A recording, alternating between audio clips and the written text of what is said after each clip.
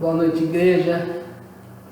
Prazer, que honra poder estar com os irmãos nesse culto, podermos juntos adorar ao Senhor mais uma vez, em forma de vídeos agora, né? Às vezes é live, mas de alguma forma nós podemos nos conectar e adorar ao Senhor juntos. Como hoje é um culto de oração, nós vínhamos já falando nas quartas-feiras no Salmo 119 e preparando uma série de mensagens, de reflexões no Salmo 119 e compartilhando com a igreja, então, compartilhando cada quarta-feira uma porção desse Salmo. Esse Salmo ele tem as suas peculiaridades, ele é um texto longo, né? Para nós, nossa versão tem 176 versículos, mas ele foi um salmo escrito para ser lido nos cultos. Então, nas celebrações de Jerusalém, no templo, os demais salmos, eles eram em forma de canções, as pessoas cantavam os salmos. Como o Salmo 119 é uma exceção, ele foi escrito para ser lido, ele contém 22 estrofes, é uma forma de poesia com 22 estrofes, e cada estrofe contém 8 versículos.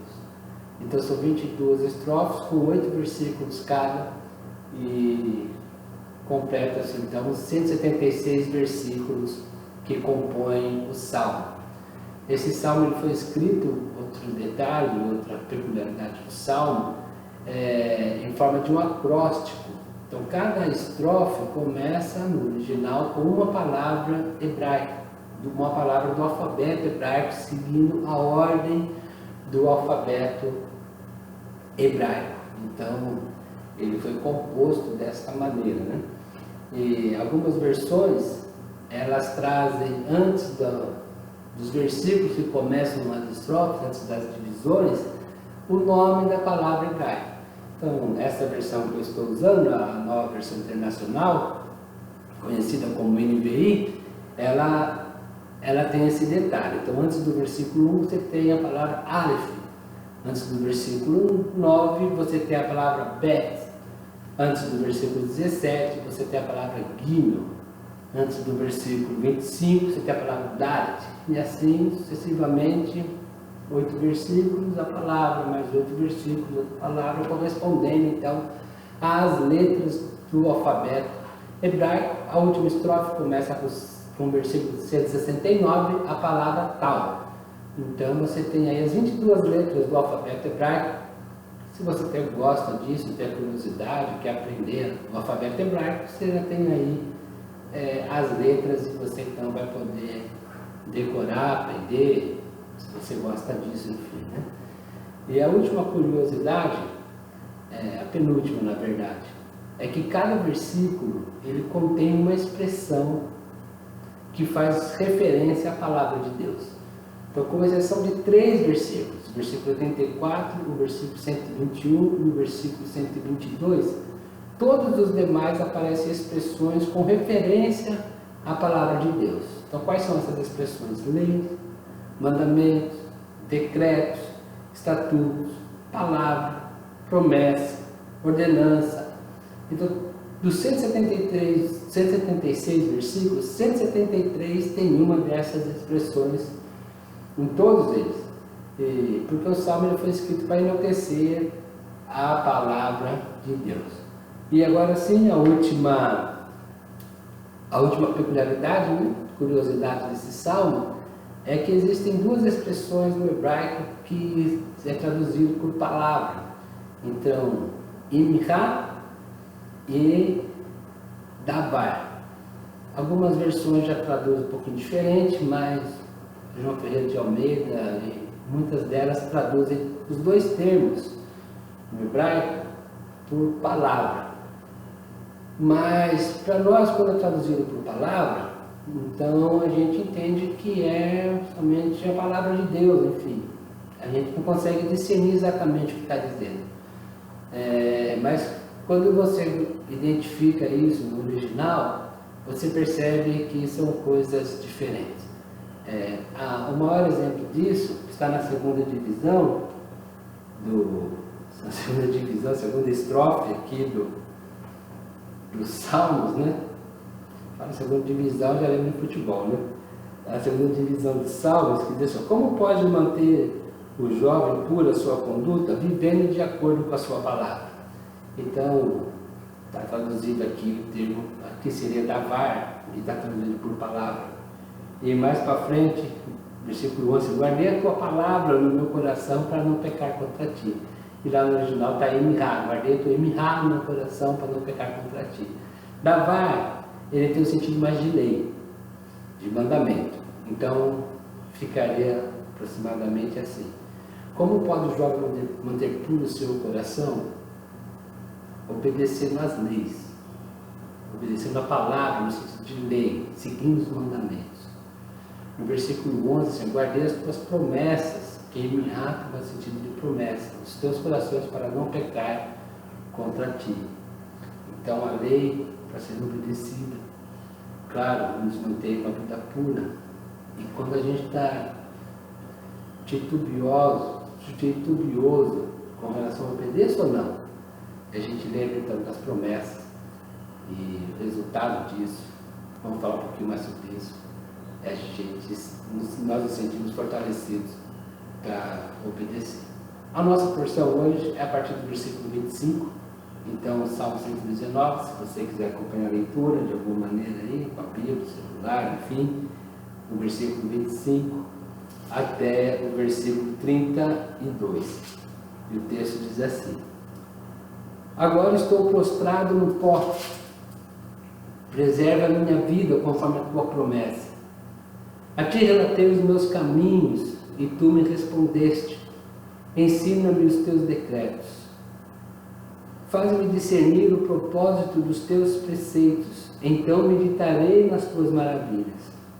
A minha alma se consome de tristeza, fortalece-me conforme a tua promessa.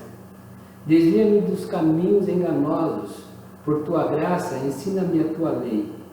Escolhi o caminho da fidelidade, decidi seguir as tuas ordenanças. Apego-me aos teus preceitos, ó Senhor, não permitas que eu fique decepcionado. Corro pelo caminho que os teus mandamentos apontam, pois me deste maior entendimento. Eu quero pensar um pouquinho nessa estrofe do Salmo, sobre essa ideia do propósito para a qual a palavra de Deus foi escrita. Uma palavra mais no sentido devocional para nós, porque é assim que nós conduzimos nossos cultos de oração. Não é um estudo, mas uma palavra mais de alento, no sentido mais devocional para nós. O versículo que eu quero destacar inicialmente é o versículo 27, onde diz assim: faz-me discernir o propósito dos teus preceitos. Pensando sobre isso, eu lembrei de algumas situações, as viagens que fazíamos antigamente. Quem já dirige há um pouco mais de tempo, né? Quem já está aí próximo ou na idade de risco do coronavírus vai lembrar bem disso. Não existia GPS, não existia Google Maps, não existia Waze, e a gente viajava meio na raça, né? Às vezes com aquele catálogo, cada página, uma parte do jornal, aquele guia sobre rodas, às vezes o mapa mesmo, seguindo placa, perguntando. E como era terrível quando você pegava uma estrada, você começava a andar naquela estrada e você não tinha muita certeza de onde aquela estrada ia te levar. Você achava que eu estou perdido, não sei onde esse caminho vai me levar. E você às vezes continuava até achar um posto de gasolina, um posto rodoviário, para perguntar, né? Depois da insistência da esposa, para e pergunta, né? E a gente não gosta muito disso, a maioria, né, dos homens não gostam de parar e perguntar, você até gosta? E aí a gente parava e perguntava, aí você estava errado, retornava, você estava certo, falava assim: não, vai sair lá onde você quer mesmo. Aquilo era um alívio, sabe? Estou no caminho certo, sei onde eu vou chegar. E penso que isso se aplica à nossa vida. Como é difícil quando a gente tem que tomar uma decisão, fazer uma escolha, tomar um posicionamento, e a gente tem dúvidas com relação ao resultado que aquilo vai produzir. E não são poucas vezes que a gente se encontra numa situação assim na vida, que você precisa tomar uma decisão. Quando você sabe o resultado da decisão, você tem segurança. Você toma a decisão, você sabe o que aquilo vai produzir. Mas tem situações que são meio inéditas nas nossas vidas e a gente precisa tomar uma decisão. E você, então, claro, você não vai tomar uma decisão na loucura, você vai fundamentar de alguma maneira, mas você às vezes não tem certeza absoluta. Você imagina que é a melhor decisão a ser tomada, um consenso no colegiado, seja como for, um consenso na família, numa liderança, e numa equipe de líderes, de liderança. Você toma então essa decisão, mas isso gera um pouquinho de insegurança, porque você não sabe se aquela decisão ou onde aquela decisão vai levar exatamente. E o salmista, ele tinha essa preocupação, por isso que ele faz um pedido para Deus. Ele diz assim: ensina a discernir o propósito dos teus preceitos. Por que existe esse preceito? Qual que é o propósito disso? O que isso vai, como que isso vai refletir na minha vida? Se eu obedecer esse preceito, o que isso vai produzir? E o salmista, ele faz esse pedido muito sincero para Deus: Senhor, eu quero conhecer os propósitos dos teus preceitos. Eu já conheço os teus preceitos. Eu estou aqui pronto para obedecê-los. Mas qual vai ser o fruto disso? Onde isso vai me levar? Por que esse propósito existe? Qual é a razão disso? E ele pede isso para Deus dar a ele este discernimento sobre os propósitos dos preceitos deixados pelo Senhor para o seu povo. E aí ele vai dizer: então eu vou seguir, vou louvar pelas tuas maravilhas, meditarei nas tuas maravilhas. E conhecer o propósito da palavra de Deus é fundamental para a gente. O propósito da Bíblia, no sentido geral, nós podemos, ele coloca no plural propósitos, né? Nós podemos pensar em dois, pelo menos, bem centrais, gerais, para todos nós. Que o primeiro é revelar o próprio Deus, né? A Bíblia é o registro da revelação de Deus. A Bíblia, claro que a natureza também, enfim, mas a Bíblia nos revela o que nós podemos conhecer de Deus, o que a nossa capacidade humana nos permite conhecer de Deus. Então, uma das definições da Bíblia, o que é a Bíblia? É a palavra de Deus. Mas uma outra definição, muito apropriada, é o registro da revelação. Deus foi se revelando ao longo da história e essa revelação ficou registrada na sua palavra. Então, os propósitos dos preceitos e da palavra é nos levar a conhecer Deus, nos levar a ter um conhecimento de quem é Deus, e um conhecimento não só cognitivo, mas um conhecimento relacional.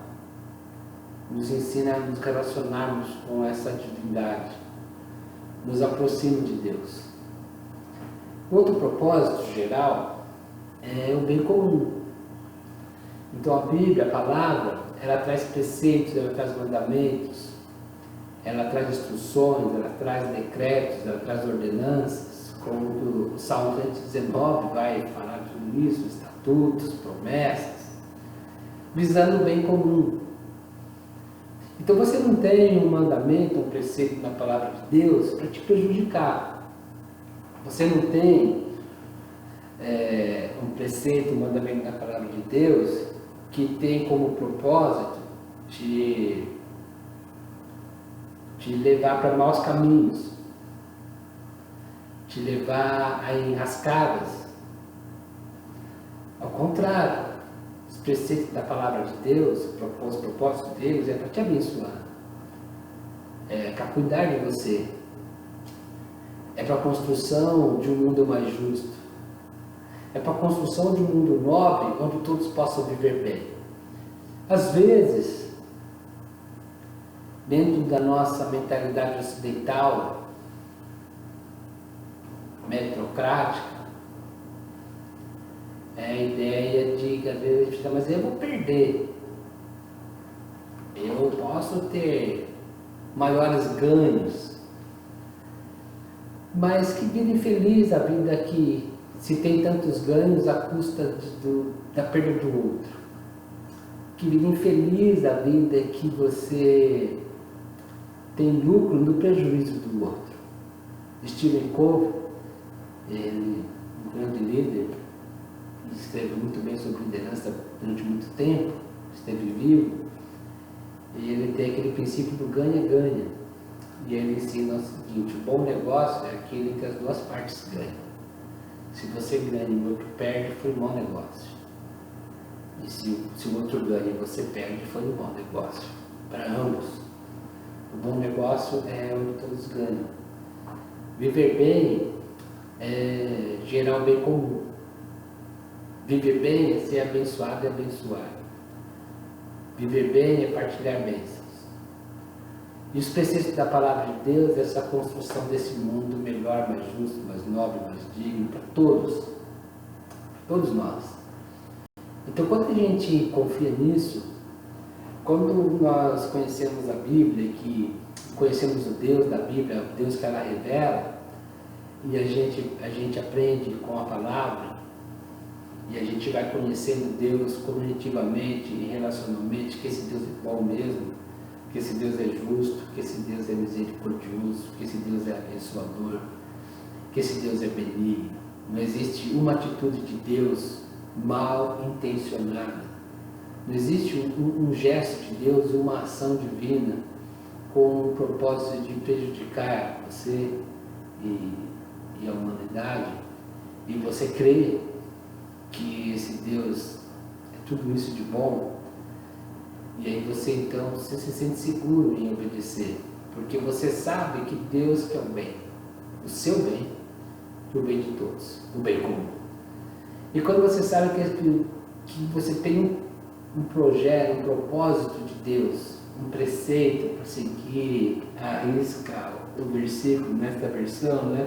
Os propósitos dos teus preceitos, quando você crê, você sabe que o propósito de tal preceito, aquilo que Deus preceituou para que você faça, que você não faça, ou para você tomar uma decisão, é para o seu bem, você vai chegar lá naquele destino que você deseja, então você se sente mais seguro para poder seguir e obedecer. Então é fundamental, esse pedido do salmista deveria ser o pedido de todos nós. Senhor, eu quero conhecer cada dia melhor os propósitos da Tua Palavra. Eu quero conhecer o Deus que se revela. E eu quero promover o bem comum que a Tua Palavra nos instrui para que possamos colocar em prática.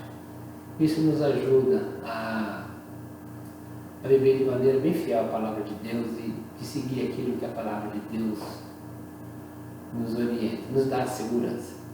Existem mais dois assuntos que o texto aborda, e eu quero então aqui citá-los, né? Que uma vez que ele conhece os propósitos da palavra de Deus, ele crê, ele confia, ele obedece, o salmista ele quer se agarrar a essas promessas, ele se agarra a essas promessas e ele então se coloca como alguém que está em aflição, em angústia, e ele suplica então a ação de Deus.